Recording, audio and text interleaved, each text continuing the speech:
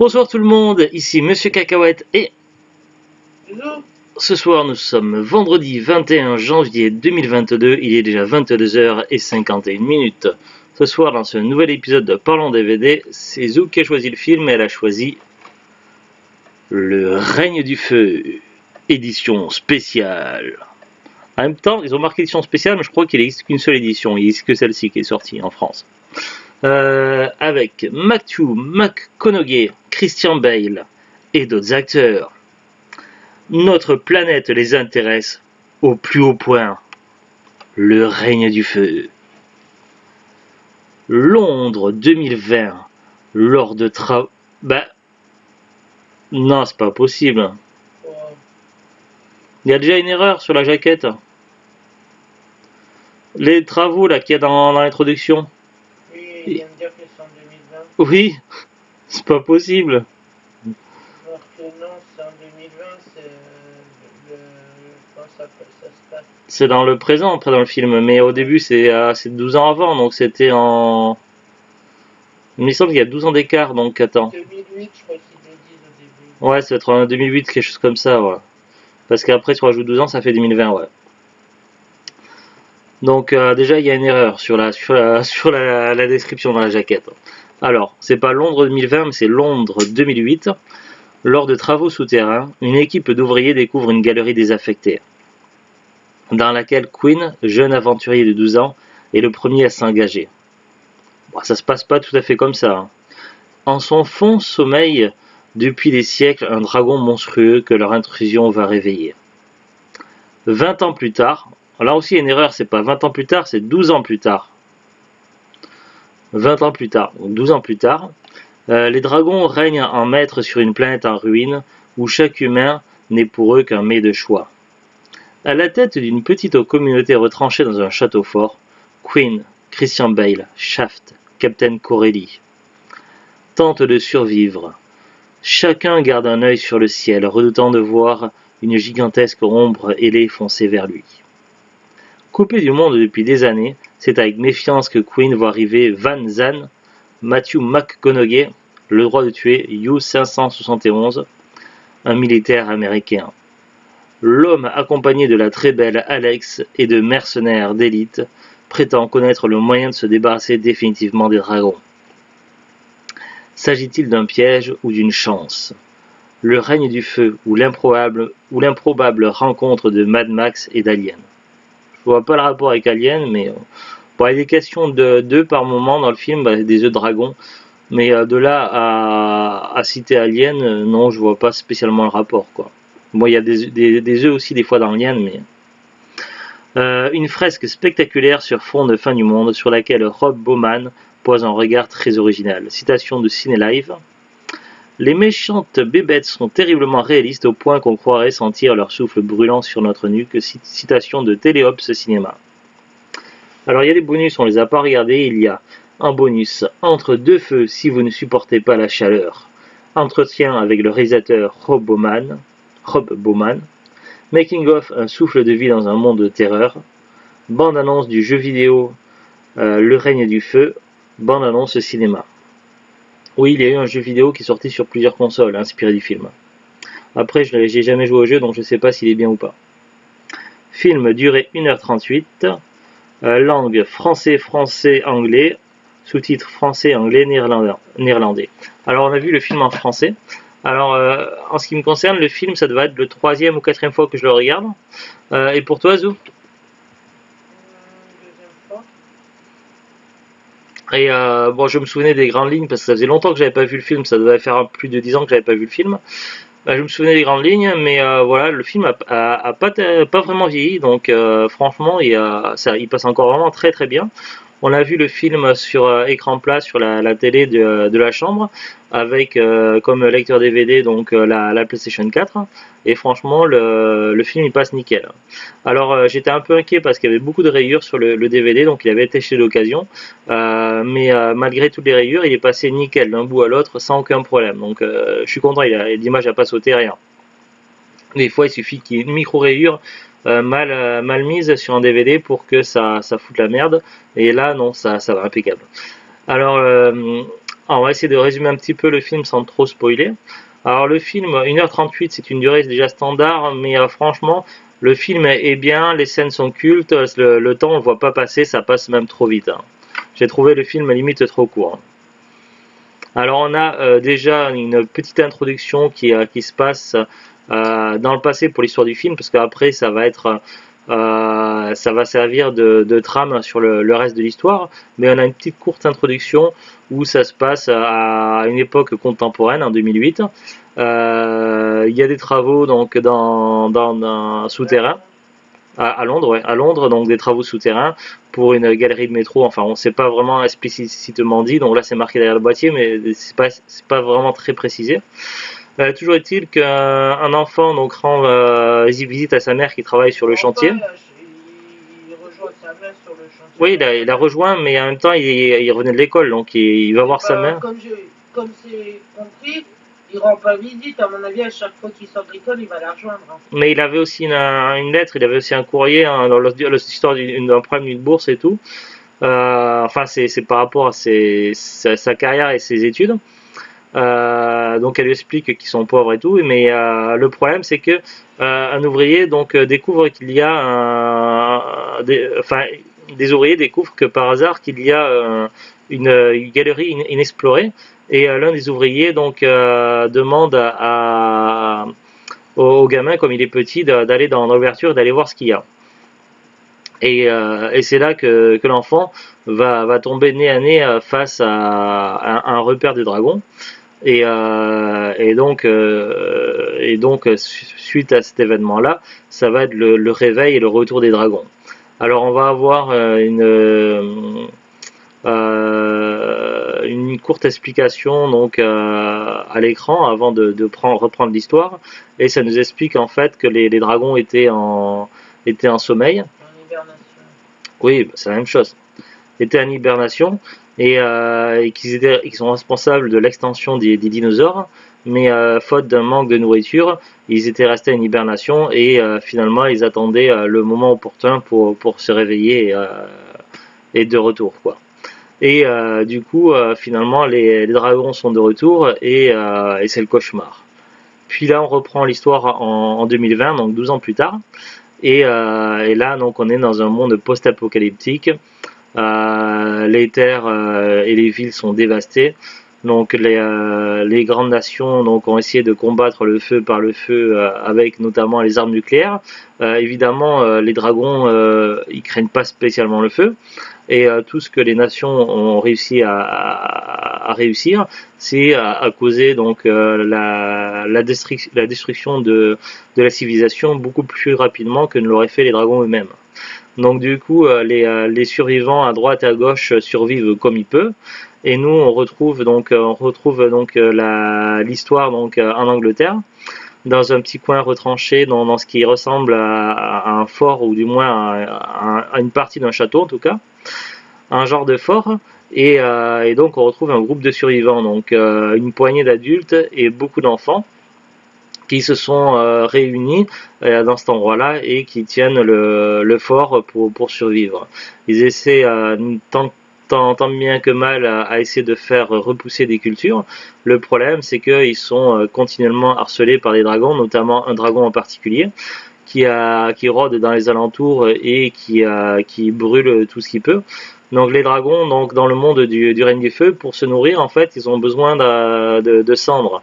En fait, donc ils réduisent la nourriture en cendres, et après ils mangent les cendres.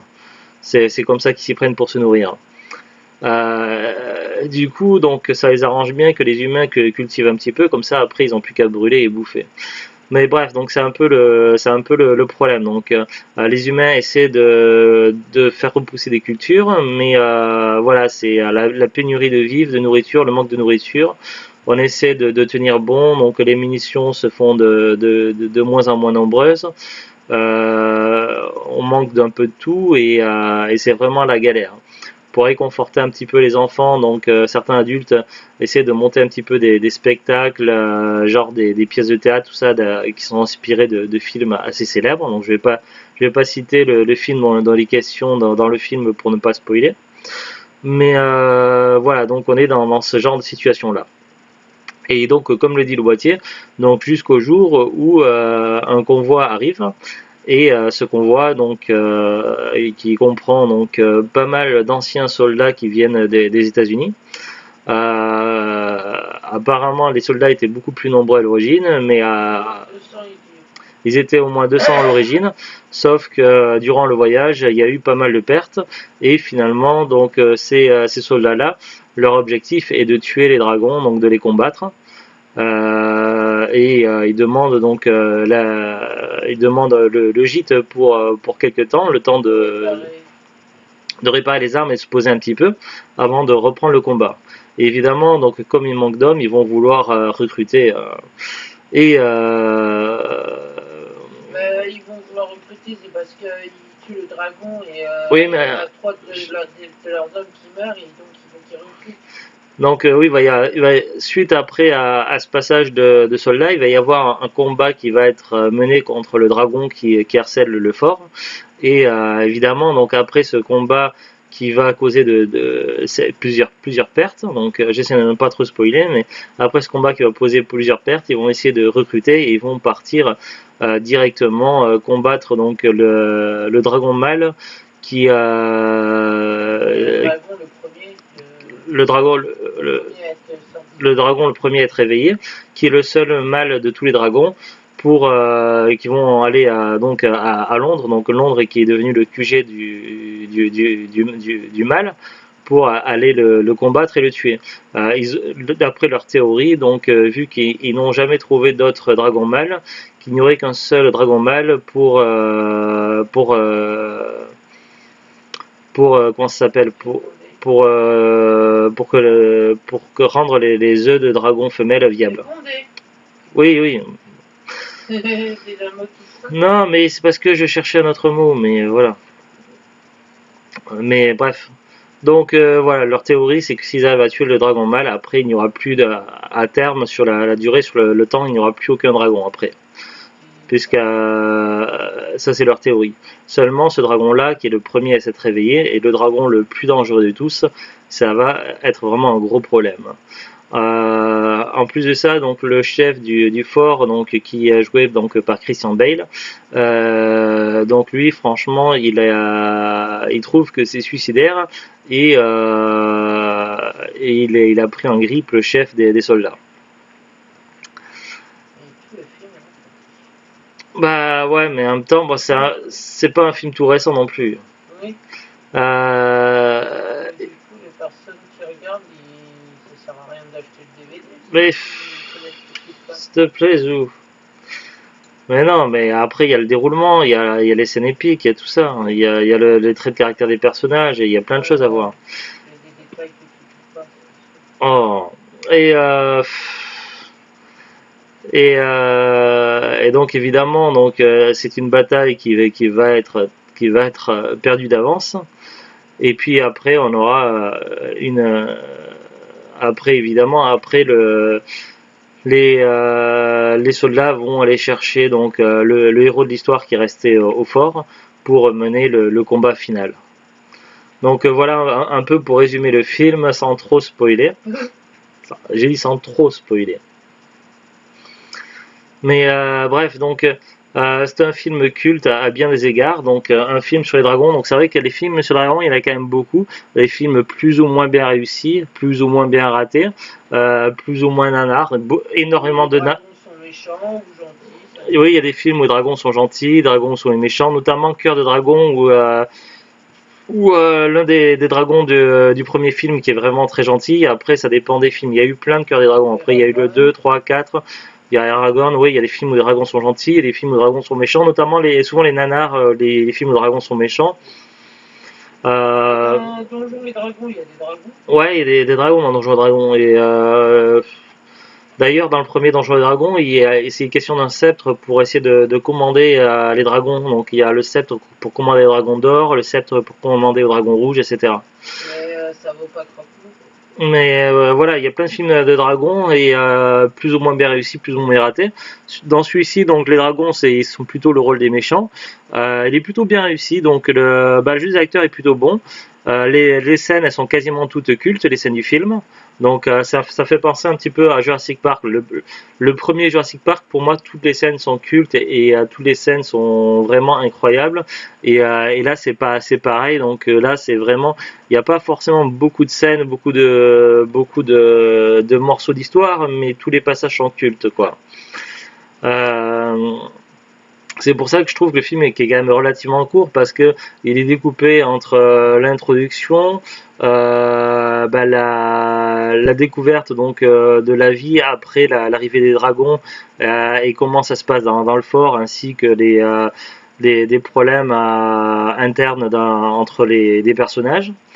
Ensuite donc il y a l'arrivée donc des chasseurs de dragons, les soldats américains.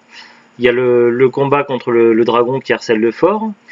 Puis la première bataille à Londres, et puis après la bataille finale. En gros, le film est découpé en 6 phases, en gros, si on devait résumer un petit peu. Et pour moi, chaque partie du film est culte. Donc voilà, c'est un film vraiment très bien. Donc on l'a vu doublé en VF. Le jeu des acteurs est plutôt bon et crédible.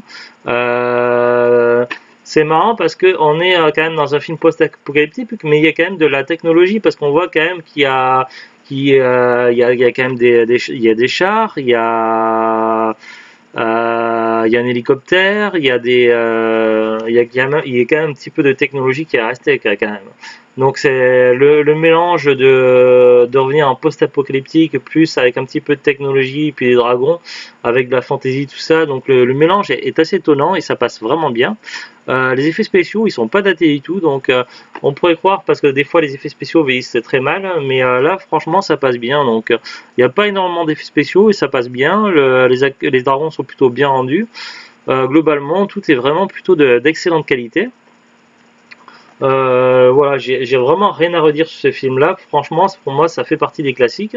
Un film à voir au moins une fois et si vous avez l'occasion de le trouver un jour pas cher, 1 € ou 2 en occasion, parce qu'un neuf, vous allez avoir beaucoup de mal à trouver. Mais en occasion, si vous avez l'occasion de trouver un jour un ou deux, 1 € 2, voilà quoi, à avoir dans la collection, je pense. Donc ça fait partie des films que je considère comme cultes et vraiment à voir qui vaut le détour.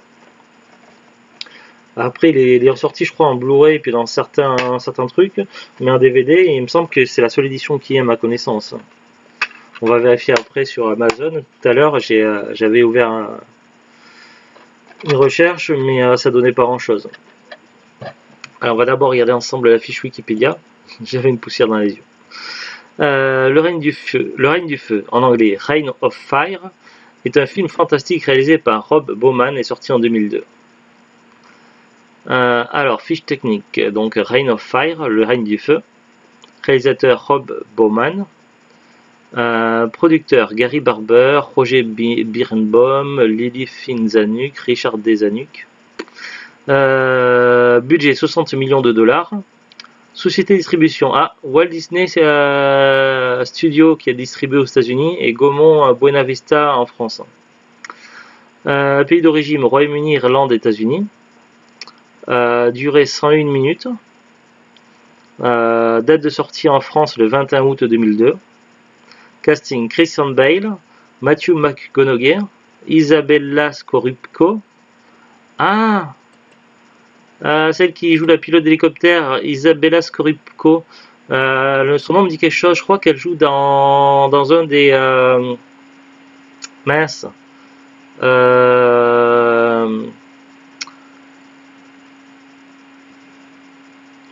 Tu sais là où il y a la chanson It's a Good Day to Die. Comment ça s'appelle?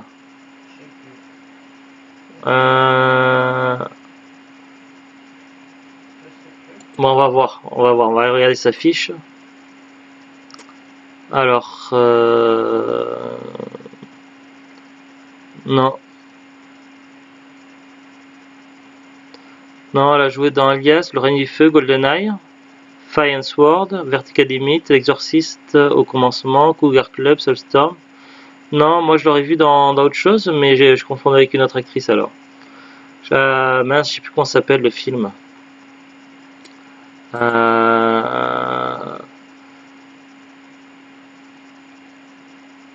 De Paul Verhoeven. J'ai un trou de mémoire.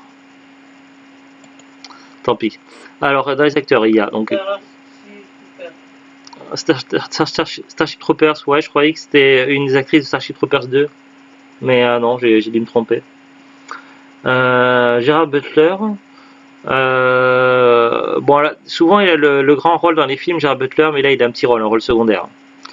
Scoot Mutter, David Kennedy, Alexander Siddig, Ned Deney, Rory Kennan, Terence Maynard, Doug Cockle, Randall Carlton, Chris Kelly, Ben Thornton, Alice Krige et Jack Gleason. Alors Alice Krige, pourquoi il est surligné? Ça veut dire qu'on a regardé sa fiche. Dans quoi elle a joué Alice Krige? Ah, elle a joué dans L'Apprenti Sorcier, dans Thor, le Monde des Ténèbres. Elle a joué la scientifique asgardienne. Alice Krige et Jack Gleason. Alors, accueil critique. Il a reçu un accueil critique plutôt défavorable, ah bon, recueillant 42% de critiques positives avec une note moyenne de 5,2 sur 10 sur la base de 176 critiques collectées sur le site agrégateur de critiques Rotten Tomatoes. Sur Metacritic, il obtient un score de 39 sur 100 sur la base de 30 critiques collectées, mais également noté 6,1 sur 10 sur ce même site pour un total de 83 votes. En gros, les critiques professionnelles l'ont très mal noté, mais par contre, les utilisateurs, ils l'ont bien noté, si je comprends bien. Au box-office, le film a connu un modeste succès commercial, rapportant environ 82 150 000 $ au box-office mondial, dont 43 61 000 en Amérique du Nord, pour un budget de 60 millions de $. En France, il a réalisé 819 650 entrées. Il a remporté le prix des effets visuels au Festival international du film de Catalogne et a été nommé pour le Saturn Award du meilleur film fantastique. Autour du film, bien que Danton ignore que c'était Queen qui avait remplacé Piscatella, il sait qu'il est sur un cheval. Une partie des décors du film ont été utilisés dans le parc Walt Disney Studios. Bien que situé dans le futur, le film se réapproprie les codes des récits chevaleresques, les dragons, l'ambiance monacale du lieu de vie, survie face à la faune des éléments anachroniques,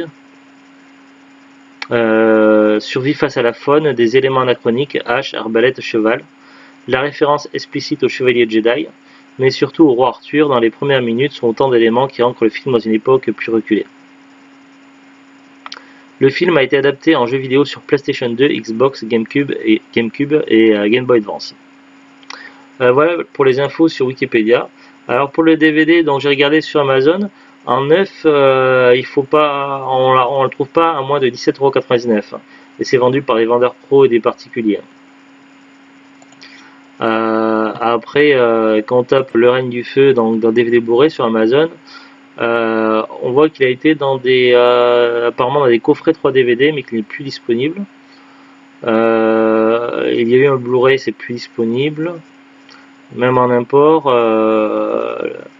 Après, dans certains imports, il est disponible, mais sans langue française, donc et il a l'air d'être devenu plus ou moins rare, on va dire. Après, c'est sur Amazon. J'ai regardé sur Rakuten. Là, il y a plusieurs fiches. Pour le DVD, l'édition comme là, on voit neuf à partir des 17 € et d'occasion à partir des 90 centimes. Après, sur les magasins d'occasion style cash ou ça, ou en brocante, on trouve très facilement. Donc vous pouvez le trouver certainement dans les 1 € d'occasion, dans tout ce qui est magasin cash, brocante ou autre. Mais sur internet, après, peut-être que d'occasion vous le trouverez dans les 1 €, mais il faudra payer des frais de port derrière, donc c'est pas forcément très intéressant. Après, évidemment, le DVD n'est plus commercialisé, donc vous ne trouverez plus en grande surface. À moins qu'ils aient un fan stock, un DVD qui traîne quelque part, mais voilà. Après, qu'est-ce que je peux vous dire d'autre? Donc, il y a plein d'autres sites, j'ai pas regardé, mais il y a eBay, il y a Vinted, il y a Le Bon Coin, il y a Fnac, etc. Voilà. Donc, moi en tout cas, c'est un film que j'ai bien aimé, que je considère comme culte. Je pense qu'il doit être pas trop mal en Blu-ray. Donc, même s'il date un petit peu, le format Blu-ray doit être intéressant. Après, à condition de le trouver en langue française. Je suis pas sûr qu'il soit trouvable en Blu-ray en français. À voir. Autre chose à rajouter, Zoulut? C'est tout sur ce, donc on vous souhaite un très bon week-end, à bientôt et au revoir. Au revoir.